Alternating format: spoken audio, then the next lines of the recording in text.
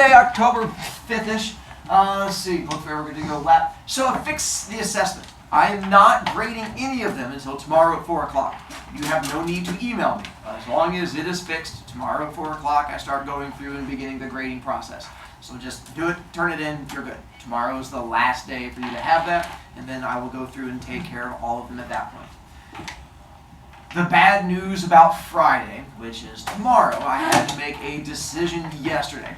The story we're getting ready to get into, Landlady, is a fun story and one that I had to decide whether I wanted to rush and push through it as fast as possible or go slowly and enjoy it.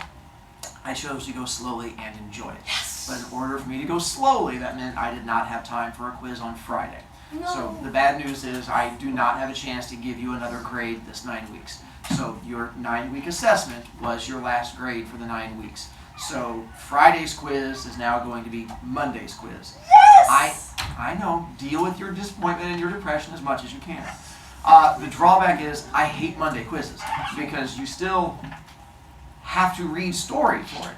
And I'm afraid Monday you're going to show up and be like, I did nothing all weekend. And then all of a sudden you're going to fail quiz and it's your first grade of the second 9 weeks. And I fear that tormenting you and plummeting. So I'm giving you a heads up. Quiz will be Monday as opposed to tomorrow so that we can go through story and enjoy it. And this will be what pops up then. Lipe?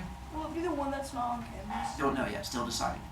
I feel the same. Picky! I actually found audiobooks for all of these, so I've already listened to all of them, including Wait, hold that thought. Derby? So you're saying this? I was kind of what he's saying. You have an audiobook on campus, or is this the one that you don't have one? No. So like he said, he's found. Sure. I found it. Okay. Do you like them? Sure. And then, again, to remind you, this is just about the thing. You don't have to email me as long as you have submitted it, then you're good to go from there. Who is that? That's some really weird-looking clown. All right, then let's get to. Now we get to story. Now we get to stories. I don't think we got a chance to really begin any of these bits with you guys from there. So, have we talked about foreshadowing with you? Yes. We did. Yes. Black cat, right? Yeah. So what is foreshadowing? It's Clues. Right there. It's all in the wrong order. No, stupid. Mr. Brovicast, suspense is a bridge. It is. So foreshadowing. Here's our issue we're going to have with this story. Like a cliffhanger. Like with Black Cat, with the foreshadowing that's going to appear, the problem is this one, you're going to pick up on the foreshadowing really early, and we're going to have issues with what you're going to be picking up from foreshadowing. So I'm going to have to ask you to settle down because you are going to get all worked up and yelly as we get into story. And I need you to settle down and not be any more yelly than necessary. The suspense in this one does exist because of the foreshadowing. The farther we get into it and the more you keep picking up on the foreshadowing, much like Black Cat, you're going to start being like, and this one has a very much a, and then it's going to end. And I mentioned this very much like the Lady and the Tiger, where this one just ends in the middle of the story, but the foreshadowing clues are going to give it away. This one definitely has an ending, but just reading it, you won't know it because it just literally stops in the middle of a conversation, which is great because if you try to cheat and read ahead, without the foreshadowing clues, it means nothing. It'll just stop. You're like, I don't get it, it's dumb. And then I go, what about this, this, and this? And you'll go, what? And your hair will go, it just goes straight back. And then all of a sudden you get like a little learning moment. And it makes it enjoyable. So now, wait, let's back up. Do you guys know what a landlord is? It's like the person who owns the home of the back. So then what's a landlady?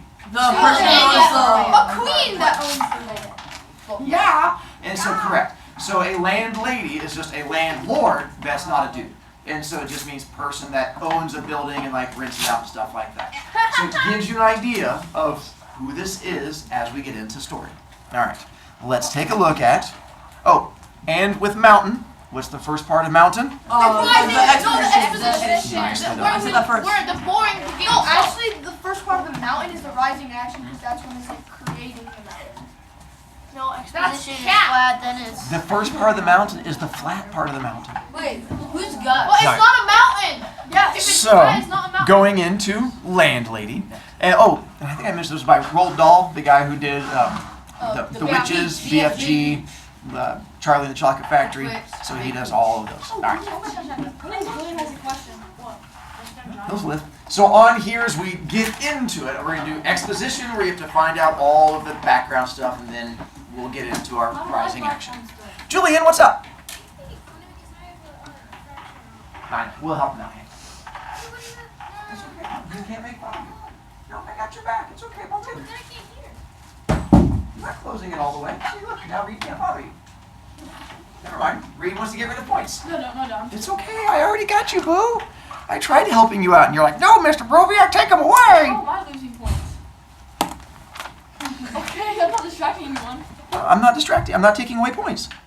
Look, we lied to each other. What are you doing then? The Landlady. Billy Weaver had traveled down from London on the slow afternoon train with a change at Reading on the way. And by the time he got to Bath, it was about 9 o'clock in the evening, and the moon was coming up out of a clear, starry sky over the houses opposite the station entrance. But the air was deadly cold, and the wind was like a flat blade of ice on his cheeks. Excuse me, but is there a fairly cheap hotel not too far away from here? Try the Bell and Dragon, the porter answered, pointing down the road. They might take you in. It's about a quarter of a mile long on the other side. Real quick, we can already tell what time of year it is. Winter. Winter. And what time of day it is?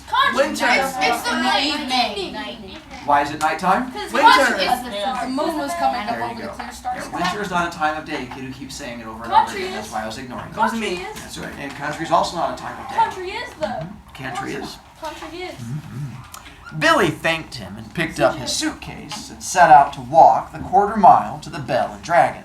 He had never been to Bath before. He didn't know anyone who lived there, but Mr. Greenslade at the head office in London had told him it was a splendid city.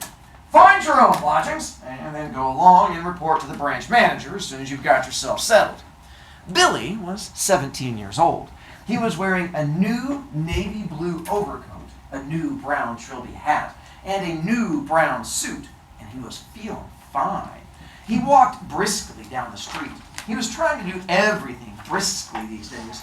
Briskness, he had decided, was the one common characteristic of all successful businessmen. The big shots up at head office were absolutely fantastically brisk all the time. They were amazing. Ooh, I forgot. There are clues as to what country it's taking place in. England. Wait. Where's your clues that it's England? Because it's London. Good job. Not everyone picks up on this. So it says London, also says Reading and Bath, and both Reading and Bath are both part of England also. They're just right outside London. Oh, and who's our main character? Billy. How old is Billy? He's 17. So we're going to find out this story is actually set like way back in the 1950s. It's a way old story. So him being 17 and traveling was not unusual. Like he was 17 and sort of like already out on his own as a businessman. That was 10 years before my dad was born. And so when they talk about a brown trilby hat, I had to look up what a trilby hat was because I didn't know. This is a clue. That's what a brown trilby hat is. All right, so he's 17 and he's trying to find a place to stay for the night because he's new to this area. There were no shops in this wide street that he was walking along, only a line of tall houses on each side, all of them identical. They had porches and pillars and 4 or 5 steps going up to their front doors, and it was obvious that once upon a time they'd been very swanky residences.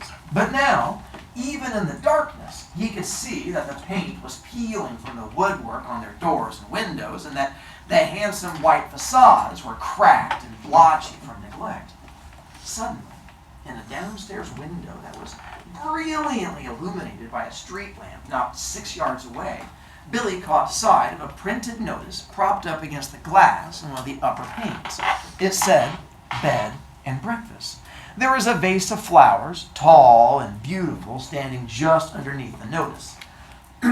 He stopped walking. He moved a bit closer.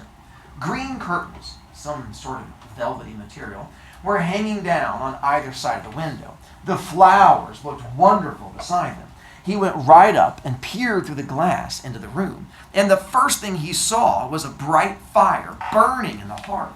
On the carpet in front of the fire, a pretty little dachshund was cuddled up asleep with its nose tucked into its belly. The room itself, I'm going to show you just a second. The room itself, so far as he could see in the half darkness, was filled with pleasant furniture. There was a baby grand piano and a big sofa and several plump armchairs, and in one corner he spotted a large parrot in a cage. Animals were usually a good sign in a place like this, Billy told himself. And all in all, it looked to him as though it would be a pretty decent house to stay in. Certainly it'd be more comfortable than the Bell and Dragon. Do you guys know what a dachshund is? It's a sausage Oh my god! It's Parsi. And mine coming from Curious George. Have not seen Monosby this excited all year, but apparently yes. That is a cute little wiener dog. It is. So this is what he sees looking through the window. Not the best. Do you guys know Leave what my a dog bed alone. and breakfast is? It's where when you're not it's bed and breakfast. Wait, what happened? Yeah, this is why I look forward to my other advanced class. You don't have one. Exactly. So, bed and breakfast. So he's looking for a hotel, a place to stay the night. And the bed and breakfast is usually, nowadays we have like Airbnb kind of things. But it used to be where if you had extra rooms in your house, you would rent out extra rooms. And then you would basically stay in a family's house. So as opposed to going on vacation and going to a hotel, a bed and breakfast, you get to stay in a house. It's usually much more comfy and friendly and cozy. They usually make dinner and you sit around like the dinner table with the family. Oh, that If sounds you- horrible. Right. If you're not an outgoing person, it's probably all kinds of awkward and horrible. But if you've been traveling and lonely, it's a way to like interact with people because you get to like be there and be like, oh, I'm not by myself. There's other humans. So that's bed and breakfast. This particular bed and breakfast is actually here in Fishers. Oh no. If you go to Conner Prairie, right across from Conner Prairie is this big farmhouse. That one, it's a bed and breakfast we have here in Fishers. And you can stay there and stuff like that. So that's what he's looking for. Does the wiener dog die? Because that's going to be really sad. Well, let's back up. Before we make Monosby sad, he does see the wiener dog and he says it's usually a good sign in places like this. Wait, what's there a fire in that house? Why is that a good sign? I have two. I have a. Because Someone can take care of it. I have a mini one. Because so then the wiener dog's not going to die because it's a good sign because he sees the fact that animals are alive in them. So there you go. But the problem is, as you guys said, if you don't want to go to a bed and breakfast, it sounds kind of awkward. Plus, it's usually way more expensive because you're not doing like a big business, you're doing a person's house. So this kid's not got a lot of money. On the other hand, a pub, which is what they used to have, like a bar downstairs, and they'd have like a hotel right above it. A pub would be more congenial, meaning friendly and happy, than a boarding house. There would be beer and darts in the evenings and lots of people to talk to, and it would probably be a good bit cheaper too. I mean, he'd stayed a couple of nights in a pub once before. He liked it. He'd never stayed in any boarding houses, and to be perfectly honest, he was a tiny bit frightened of them. The name itself conjured up images of watery cabbage and greedy landladies and a powerful smell of fish in the living room. What he's complaining about is when you go to a bed and breakfast, sometimes the people living there are weird, and they have like, you get to have a dinner with us, and we're going to make like cooked liver bits or something. And so it's all, my favorite. but you don't get to choose other things because it's like a normal house where you just eat what you get what you get, and you've been there before. Yeah. Yeah. After dithering about like this in the cold for 2 or 3 minutes, Billy decided that he would walk on and take a look at the Bell and Dragon before making up his mind. He turned to go. And now a queer thing happened to him. He was in the act of stepping back and turning away from the window, and all at once his eye was caught and held in the most peculiar manner by the small notice that was there. Bed and breakfast, it said. Bed and breakfast. Bed and breakfast. Each word was like a large black eye staring at him through the glass, holding him, compelling him, forcing him to stay where he was and not to walk away from that house. And the next thing he knew, he was actually moving across from the window to the front door of the house, climbing the steps that led up to it and reaching for the bell. What comes after exposition? Rising action. He pressed the bell. Far away in a back room, he heard it ringing, and then at once, it must have been at once, because he hadn't even had time to take his finger from the bell button, the door swung open, and a woman was standing there. Now, normally, you ring the bell, and you have at least a half minute's wait before the door opens. But this dame was like a jack-in-the-box. He pressed the bell, and out she popped. It made him jump. So again, the sign brings him over to it, and he's like, I'll give it a try. Rings the doorbell, and what happens when he hits the bell? So as soon as it was like, ding, she's like, ding, and she opens the door, it's like, dong, he's like, ah, and then jumps back. So apparently as soon as he hit the bell, she opens the door. She was waiting for me. So here's where I'm going to have to make a little change in the story. I've been reading this story since I started teaching because what happens in it's kind of fun. And I always thought that the lady in the story was kind of an old lady, but then I realized that it says that she's between 45 and 50 years old. I'm 47, so I now realize that she's actually quite a young lady. And so she is not the old lady I thought when I was reading this in my 20s. Did you just wrinkle? 20s to 45 or 50? Yes, I said when I started reading this in my 20s. Did you just pick some of my words to listen to? That's honest of you. It made him jump. She was a very young lady, between 45 or 50 years old. And the moment she saw him, she gave him a warm, welcoming smile. Please come in, she said pleasantly. She stepped aside, holding the door wide open, and Billy found himself automatically starting forward into the house. The compulsion, or more accurately, the desire to follow after her into that house was extraordinarily strong. I saw the notice in the window, he said, holding himself back. Yes, I know. I was wondering about a room. It's all ready for you, my dear, she said. She had a round pink face and very gentle blue eyes. I was on my way to the Bell and Dragon, Billy told her, but the notice in your window just happened to catch my eye. My dear boy, why don't you come in out of the cold? How much do you charge? 5 and 6 pence a night, including breakfast. It was fantastically cheap. I have no idea how that translates because this is 1950s British money, so Pence is also it's pounds. okay. I stopped caring. So just use your imagination. Dang, I would know. Is she a witch or something? I have no idea. It's funny. You keep watching Reed. He keeps talking though. Apparently, yeah, I know. I wouldn't let him get away with that. Every time I attack a kid, you keep trying to chime in. I wouldn't let them get away with it. I'm not letting you get away with it. It's okay.